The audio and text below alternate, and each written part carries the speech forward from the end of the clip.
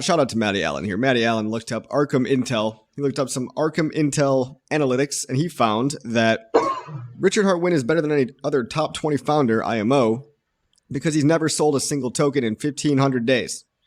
Now, that's actually a true fact, and you can look up these on-chain analytics right here. Look at this nice big flowery dandelion of not selling. This whole dandelion right here that you see, Richard himself is, or whoever owns the origin address, because it might not, it might be a group of people, might be someone acquainted. A lot of people think it's him.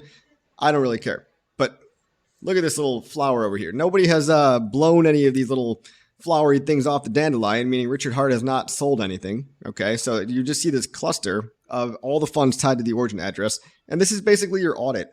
Okay, this is basically, long story short, okay, you want to see if the guy sold anything, which wouldn't be the craziest story in the world, because it seems like every other founder of every single other cryptocurrency, Justin Sun, Brad Garlic Breath, Dan Larimer, Charlie Lee, everybody else sells, and somehow it's okay for them to sell.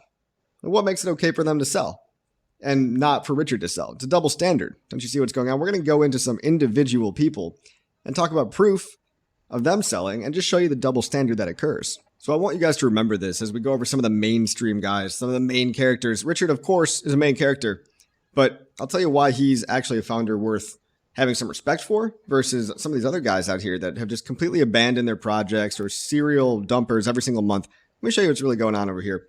So remember, guys, this picture right here, this is an on-chain visualization of the whole where did the ETH go thing. You could see where the ETH went.